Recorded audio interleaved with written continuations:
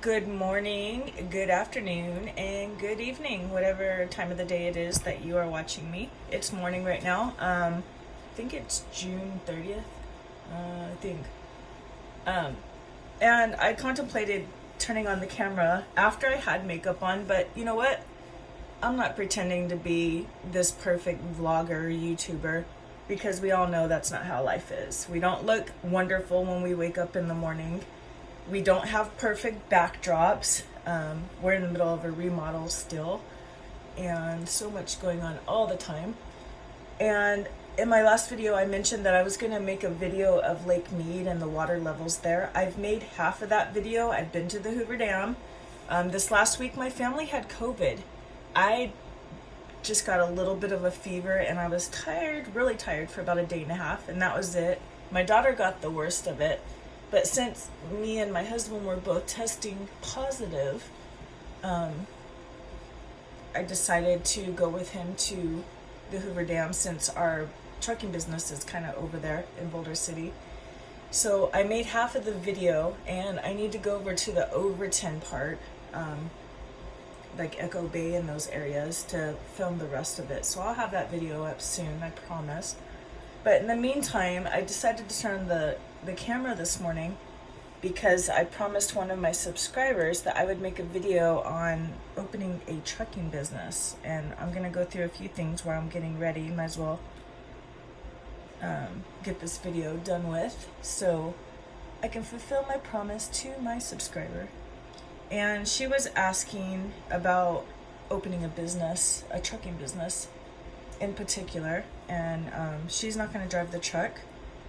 She wants to buy a truck outright, and I guess have her brother eventually drive it for her. He doesn't have his CDL either. So let me start at the beginning and what my thoughts are on this, and tell you, you've got to have a lot of money to back yourself up in a trucking business, and let me tell you why. Our scenario, actually.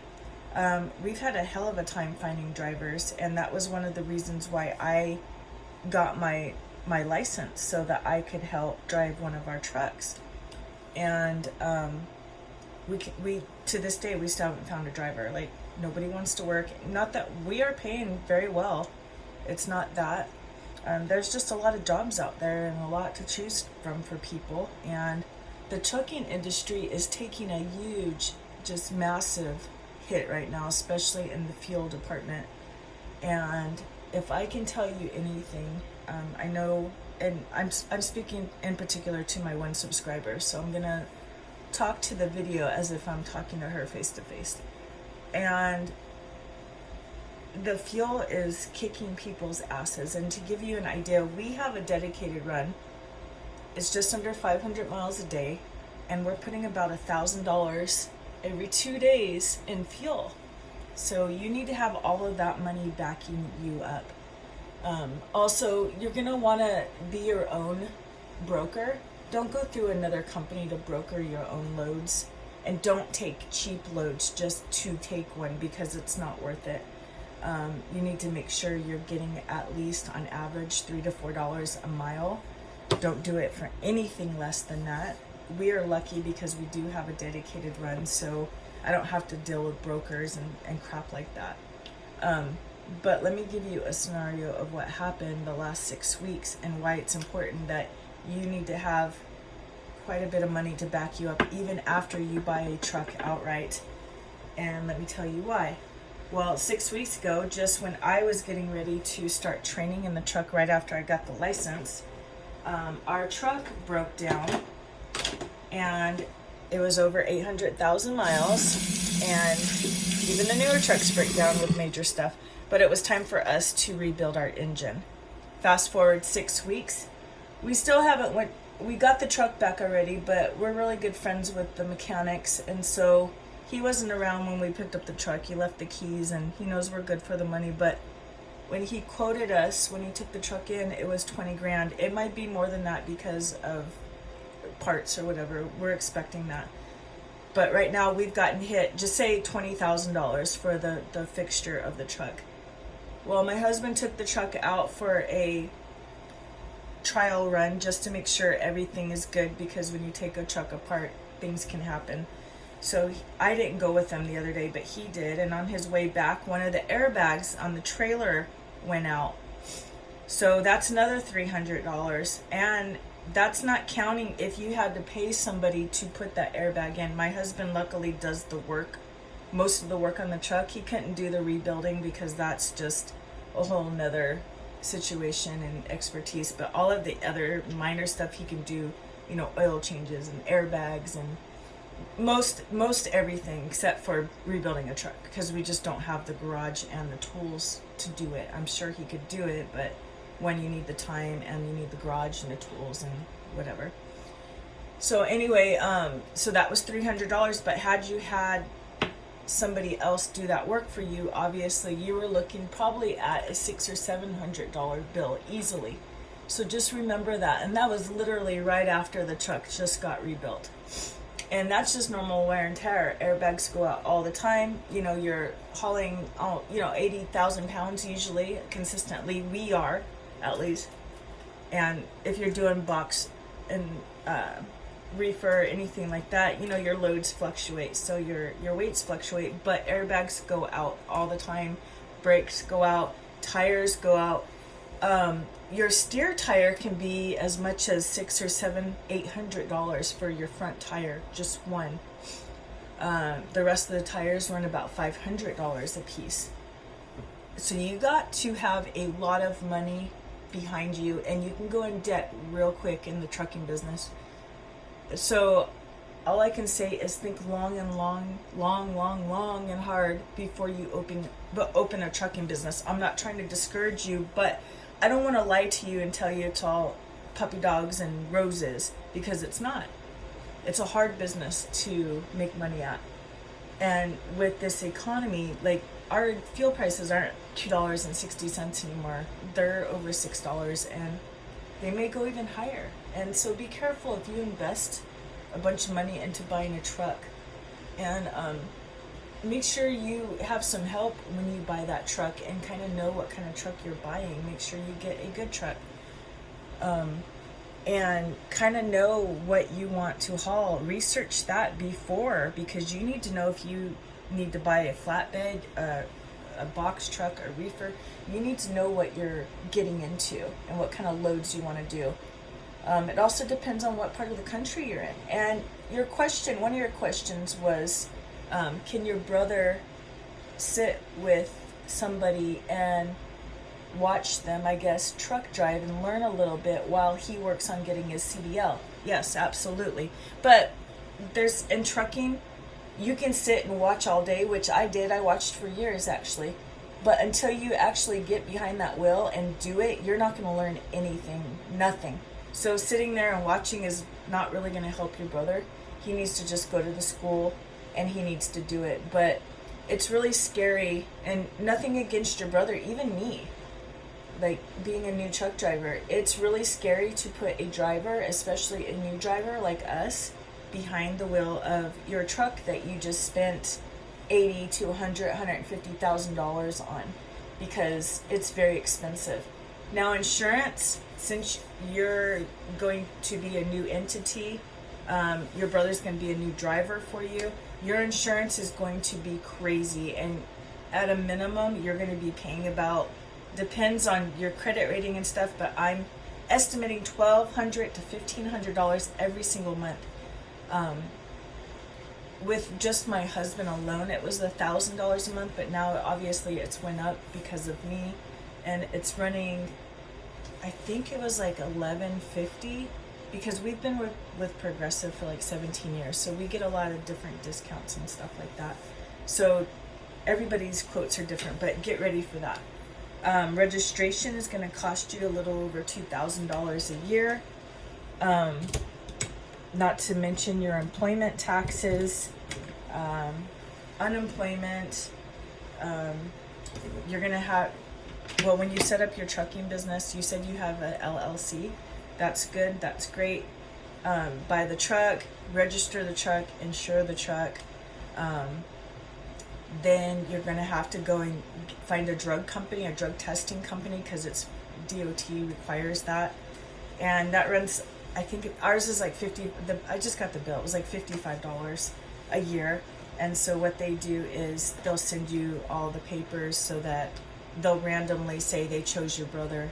Since he's going to be driving your truck, I'm going to refer to your brother as your driver.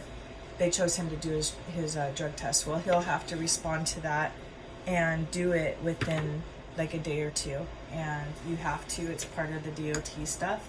You're also going to have to learn how to do Ifta. I will make a video on that, but in the meantime, you might want to research Ifta Tax a little bit. It's your highway usage tax, basically. So, for instance, we drive in Nevada and California. So every day that you make a run, your driver's gonna keep track. I drove 93 miles in Nevada and 460 something miles in California. And then we buy our fuel in Nevada because obviously it's more expensive in California. So you save all of your fuel tickets. Do not lose those fuel tickets. It's very, very important because when you do your Ifta, you're going to figure out how many miles exactly you're getting per gallon. Your brother's going to have to, let's not jump ahead of ourselves. There's so much. So the Ifta, you figure it out, and once you put your mileage, you put all of your gallons of fuel that you purchased, and then you calculate, and there's software to help you.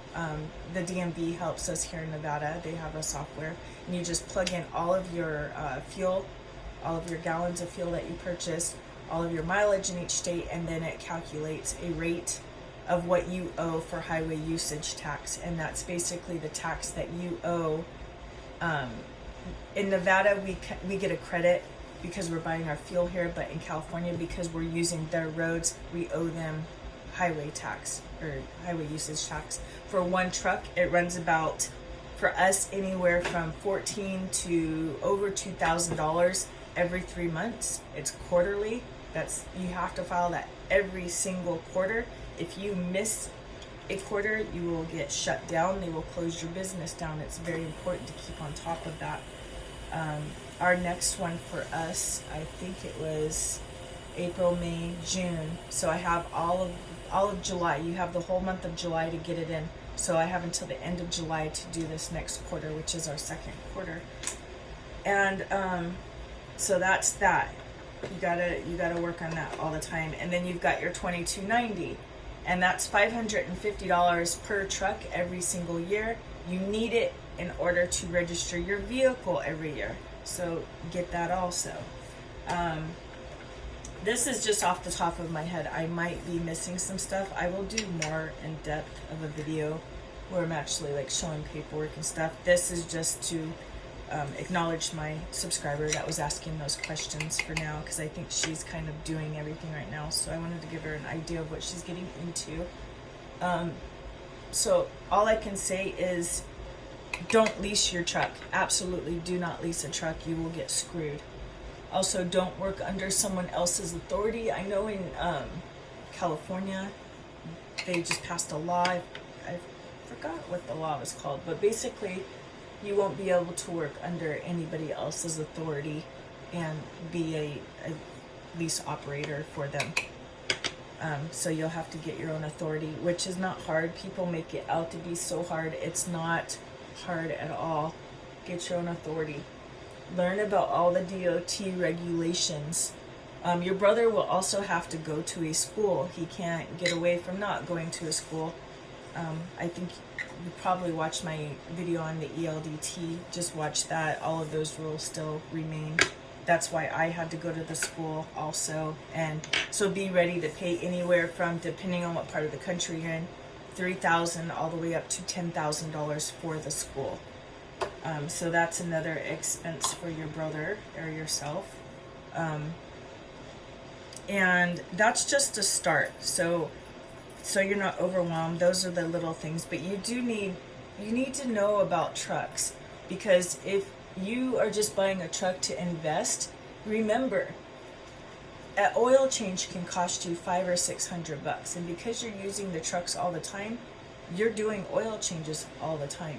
So I would suggest learning to do it yourself. You're a chick, you can do it. I can do it. I learned to do it. It's not hard. Do it yourself. Save yourself the money, because you're still going to have to buy all the oil. We buy our oil at Costco or Sam's Club. They always have it there. They have the heavy duty diesel oil there. Buy it there. Get your oil filters online ahead of time. You can buy them anywhere. Just buy them ahead of time. Have them stocked up. We always have those stocked up. I told my husband to get extra airbags because we lost the load the other day because of that airbag going out. And then when he went to go get the airbag, they didn't have any until the next day. It was at the warehouse. So we lost the load, $1,250, just because we didn't have that on hand. So you're gonna always have to have parts on hand. Now, if you're gonna get a truck, make damn well you have a good mechanic that you can trust, that's not gonna screw you, but that's gonna do good work. If you don't have a mechanic, I'm gonna tell you right now, don't go into trucking. Absolutely do not go into trucking, because these real repairs will ruin you real quick. And I'm not trying to be negative, but be careful. Be really careful. It might not be think long and hard about this investment. Really, like, the only reason why we can do this, and let me lay it all out for you. I have a cleaning business. I have a contract with the federal government for my cleaning business for Indian Health Services. I just renewed that contract. That's the only thing that is enabling me to go help my husband with the trucking. So we didn't have to stress out about getting a driver to work for us, and I decided to do it. Number two, my husband has a job. He's a truck driver at the plant that we bring the gravel to because he's really good friends with the owner. He's worked for them for 20 years. They're the ones that enabled us to get our trucking business and bring it to their company. And they allowed us basically to have that run. And we exclusively bring the gravel to them because they make manholes and stuff with the gravel. They mix it with the resin. So that's how we got that. And that's how we're able to do it. Number three, our house is paid off completely. We have no bills. Absolutely no bills at all. We're not in debt with anything. Because I can tell you right now, if it was just our trucking right now, and I wasn't working, or I didn't have my cleaning business, and it was just my husband working, and we had the trucking business, and we had a mortgage, and we had all this other stuff, this repair that just happened, that $20,000 repair, we would have been screwed. And I know a lot of people that have lost their asses because of situations like this. And let me tell you, one of my best friends, her father was a truck driver. I'm speaking about him in the past tense because he literally died in his truck. And this was about 7-8 years ago. He was an owner-operator. He had a big mortgage, very big mortgage. And he was in trouble. And he was struggling he had a truck that was costing a lot of money to fix. He was in a lot of trouble, and it was Christmas time at this point. And I remember being at their house, and I you know when you can sense tension when something's wrong? Well, I knew something was wrong. I could tell the parents were fighting, and I asked my best friend, like, hey, what's going on with your parents? And she's like, well, my dad just asked my mom if she would help him with the truck driving because his arthritis is getting really bad because he had rheumatoid arthritis in his hands, and it was pretty bad. And he had asked his wife to get her license to help him with the truck because otherwise they were going to lose the truck. And they were behind on their mortgage. They were really close to having a foreclosure. And then the truck broke down, and it was like a $5,000 repair bill. He got stuck in Kansas or somewhere. And so this is a couple weeks after Christmas, after he had asked his wife to help him, which she didn't. She sat on her ass and continued to smoke $2,000 a month in weed and not help him. They were behind on everything. They had a Prius that was behind on the payments. The house, of course, the mortgage was behind, and then they had that repair. He broke down. He got stuck in a hotel room for about 3 weeks. And the repair bill was like $5,000. And that's all he had. And it was between the repair bill or fixing the truck. And he knew he had to fix the truck because without the truck, he couldn't make any money, right? So he decided to fix the truck. And he gets the truck fixed, and he gets back on the road. And he pulled into a truck stop. I guess he wasn't feeling good. and another driver saw him slumped over at the wheel, and they were able to jump up in the truck and stop the truck. And he had had a massive heart attack and died in his truck. He was 53 years old. That's it, you guys. That's how much stress was put on him because of trucking. Well, he was on the brink of losing his house. The day the coroner went to my friend's house to tell her that her husband had died, the repo guy was there to repossess the Prius. Luckily, the repo guy saw what was going on because he actually saw the coroner there, and he told her mom to hide the vehicle, and he would say that he didn't find it, which was really nice of him. Well, her father was paying life insurance for years and years, and that was a kind of a big fight between the two of them because she thought it was a waste of money that he was paying into that. Well, he continued to pay into it, and when he passed away, I don't speak to this woman anymore. I don't care for her, and I think it was wrong in what happened. So anyway, when he passed away, he still had the life insurance policy, and he had $1 million policy, and it saved her ass. She was able to get out of that predicament she was in of losing the house, and she paid the house off. She didn't lose her Prius. He died, but now she had a bunch of money and she had it made because obviously when he was alive, they were pretty much going to lose everything thanks to her not helping her husband. So all I can say is if you're doing this investing by yourself as an investment, really, really think about it because trucking is a very, very hard business to make money.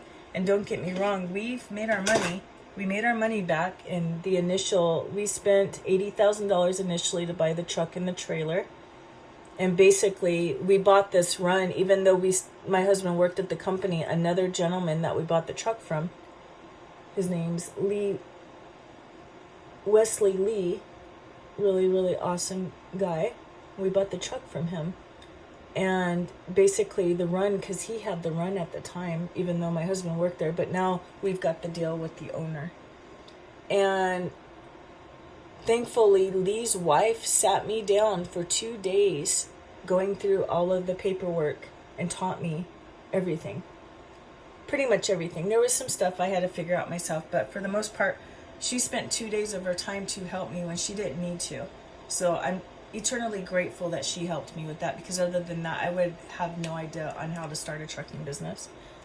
So we've learned a lot in the last 6 years. I should have been driving the truck all along because we would have had probably an extra $400,000 in our pocket had we been driving the trucks ourselves. So all I can say is if you want to do an investment in trucking, I would really think long and hard. Maybe you should get your license and do it, because remember, you're gonna have to pay your brother and you're gonna have a lot of money going out, and it doesn't always work doing business with family. I don't know how your family functions, but most families I have seen, it doesn't really work when families work together. Things happen and problems happen, and all I can say is I hope just really, really, if you're gonna go into business with your brother, make sure that you trust him pretty much with your life, because if he does something wrong in that truck or causes an accident in that truck, you can be sued yourself. Even though you have an LLC, they can't go after your home, blah, blah, blah. That was a good move that you did doing the LLC. You can still lose your life, your house, you lose everything because people will sue you, especially in trucking, because when the general public sees trucks, they see money, and they think that truck drivers have so much money because they see these big old trucks going by and they think the driver has money, and if an accident happens, they immediately just want to sue your ass and run you into the ground. And then of course all those blood-sucking lawyers, they'll do what they can to go after you also, so be careful. And we've had 2 run-ins. I've had a few people where they've called me and they take pictures of my truck and my driver, and they say that the truck dropped some gravel and broke their windows, and our gravel is seriously like the size of this Q-tip. That's how small the gravel is. So I know that they're full of shit when they try to tell me that the gravel broke their windshield. And I've proved a woman wrong one time. She called me and she had pictures of the truck and she was claiming that it broke her window, and she had pictures and you could tell it was an old break on the window. So she was just looking for any truck to blame so she can get a new window. And she screwed herself because she took pictures of the truck, and luckily I saw one of the mile markers and it was going southbound. And when we go southbound, we're empty. We're not carrying any gravel. So I got her right there because we were not loaded. And so as soon as I called her out on that, the lighting is horrible. As soon as I called her out on that, she stopped texting. So I knew I had her at that point. So that's just a little bit. All I can say is, take it, what I say, with a grain of salt. But just be ready for anything in trucking. Things happen, especially in trucking. Especially on those roads, things are constantly happening, and in those trucks you're not always able to stop. Sometimes, even though you're careful, things happen in those trucks. Those trucks have a lot of weight. You can't just stop those trucks completely just by stepping on the brakes, because you'll lock the brakes up. You need to learn how to use the engine brakes. Also, your brother will have to learn how to control his speed, because that will really determine on how much fuel he uses. So he'll need to make sure he stays consistently about 65 miles an hour. Don't go over that, or he's going to be using fuel like crazy, and it's going to cost you a shit ton of money. Get yourself a fuel card if you can, where they give you some money off. There's not a lot of good ones out there. Data, I looked into them. It's really just basically a credit card where you gotta, you have a card and you just pay them off every month, but you gotta go to their specific gas stations, which doesn't always work if you've got certain loads. Like us, we only come in contact with like 2 gas stations on the run that we make, because we go through Searchlight, which is the middle of nowhere, so we gotta get fuel up in Boulder City. And so they don't accept a lot of fuel cards there. And so we just watch between the 2 fuel stations what's the cheapest, and we go to those. And that's going to be the main thing for me to learn also, which in my upcoming videos I'll be showing you. And that's what my husband was teaching me before our truck broke down. And so that's just a little bit of touching on opening a trucking business, just a little bit. I'll go more in depth by Sunday. I told you I'd make a better video, and I'll talk to you more then. Okay, so I'll talk to you soon. All right, bye, you guys.